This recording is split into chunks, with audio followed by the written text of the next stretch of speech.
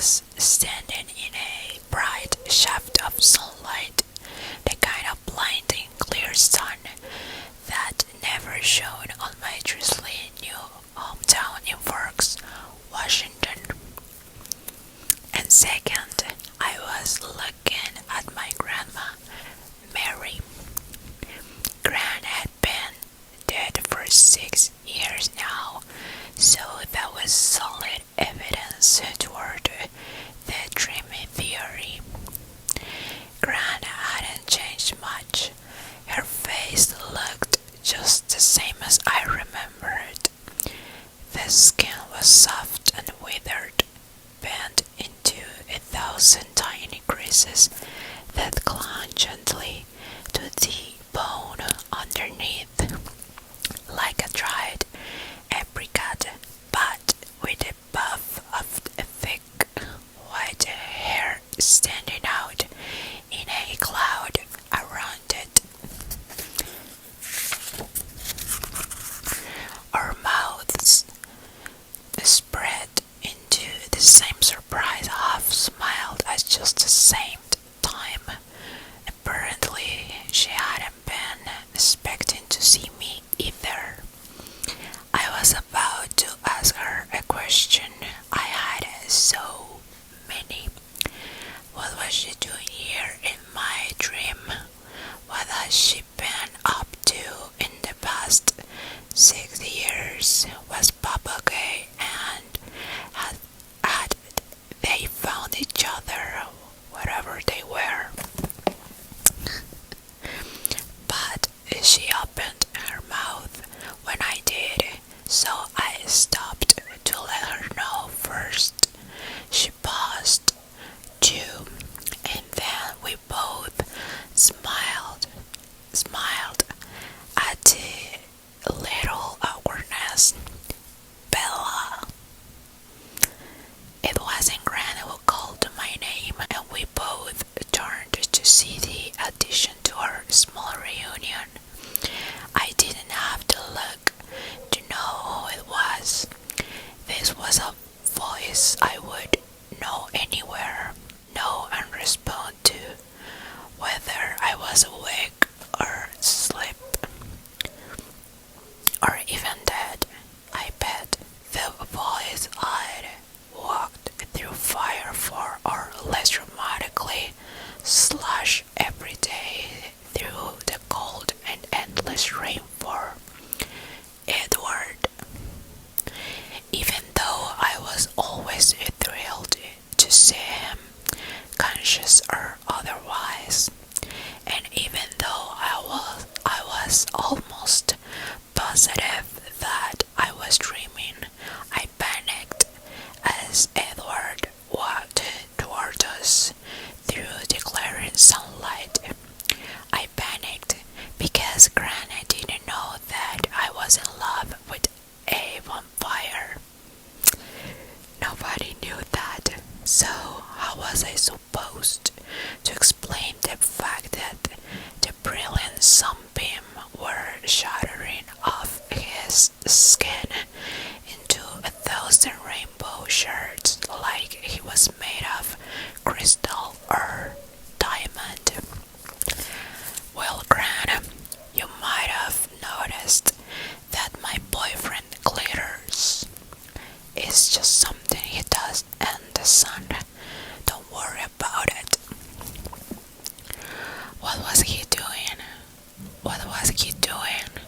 The whole reason he lived in Forks, the rainiest place in the world, was so that he could be outside in the daytime without exposing his family's secret.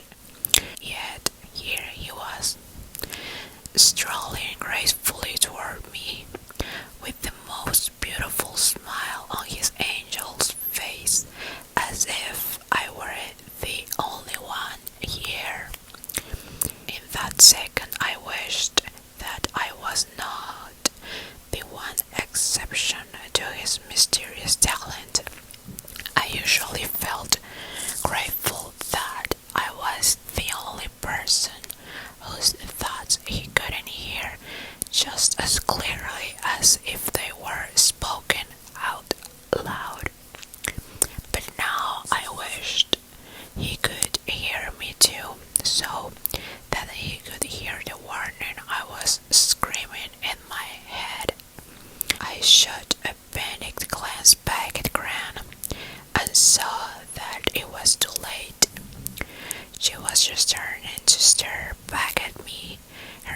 eyes as alarmed as mine. Edward still smiling so beautifully that my heart felt like it was going to swell up and burst through my chest, put his arm around my shoulder and turned to face my grandmother. Okay. Grand's expression surprised me. Instead of looking horrified, she was staring at me sheepishly, as if waiting for a scolding, and she was standing in such a strange position.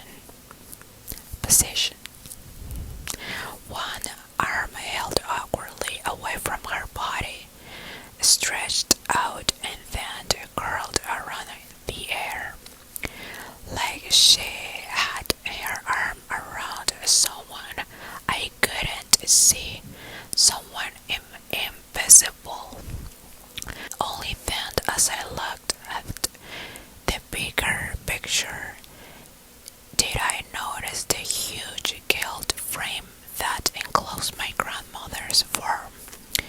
Uncomprehending, I raised the hand that wasn't wrapped around Edward's waist and reached out to touch her. She mimicked the movement exactly, mirrored it, but where her fingers should have met, there was nothing but cold glass. My dream abruptly became a nightmare. There was no ground. That was me in a mirror, me ancient, greased, and withered. Edward stood beside me, casting a reflection excruciatingly lovely and forever 17. He pressed his icy, perfect lips against my wasted cheek. "Happy birthday," he whispered. I woke with a start, my eyelids popping open wide, and gasped. Dull gray light, the familiar light of an overcast morning, took the place of the blinding sun in my dream. Just a dream, I told myself. It was only a dream. I took a deep breath and then jumped again with my alarm went off. The little calendar in the corner of the clock's display informed me that today was September 13th. Only a dream, but prophetic enough in a way. At least, today was my birthday. I was officially 18 years old. All through the perfect summer, the happiest summer I had ever had. The happiest summer anyone, anywhere had ever had. And the rainiest summer in the history of the Olympic Peninsula.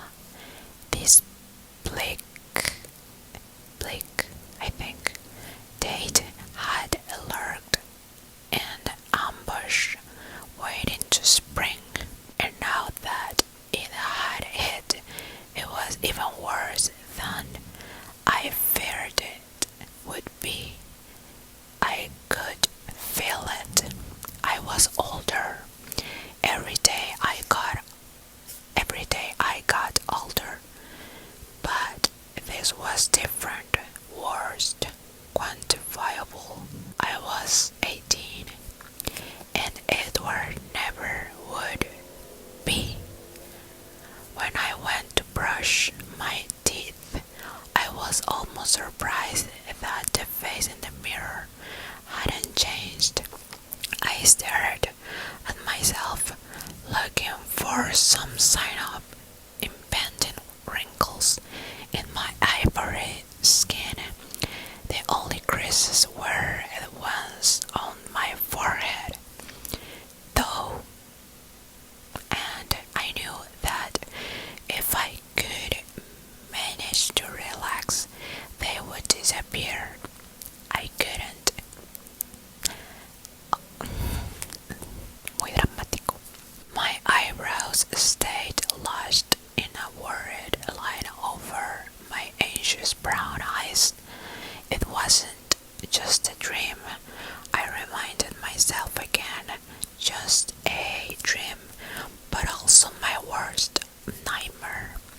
I skipped breakfast in a hurry to get out of the house as quickly as possible. I wasn't entirely able to avoid my dad, and so I had to spend a few minutes acting cheerful. I honestly tried to be excited about the gifts I'd asked him not to get me, but every time I had to smile, it felt like I might start crying. I struggled to get a grip on myself as I drove to school. The vision of Gran, I would not think of it as me, was hard to get out of my head.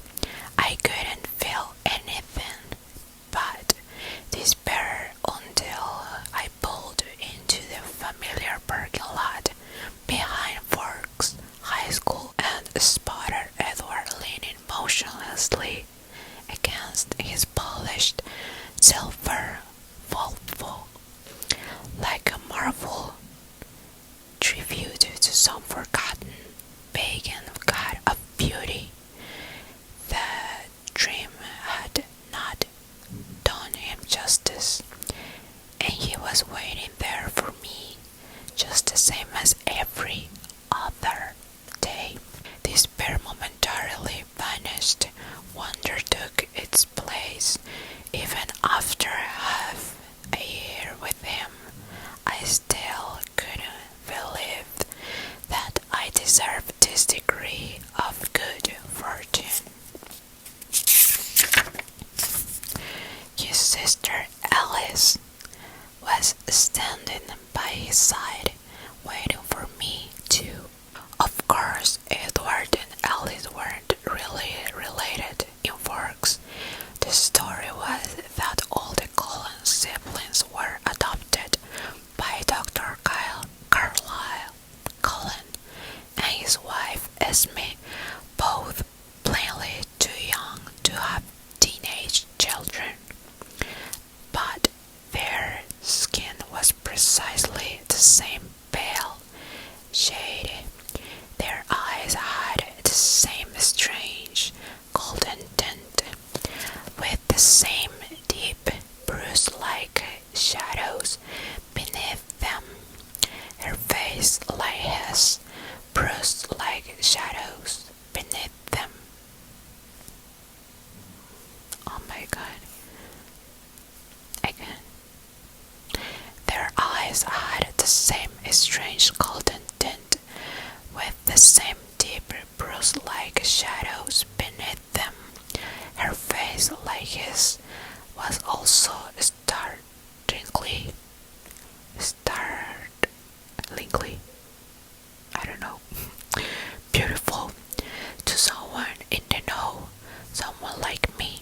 These similarities marked them for what they were. The sight of Alice waiting there, her tawny eyes brilliant with excitement, and a small silver-wrapped square in her hands, made me frown. Ya me cansé. Creo que eso es todo por este video. Espero que se hayan relajado. Tal vez haga más estos videos. Es bueno para mí porque hace mucho que no practico. Entonces espero que les haya gustado. Ya me voy a dormir porque ya es tarde. Escríbanme en los comentarios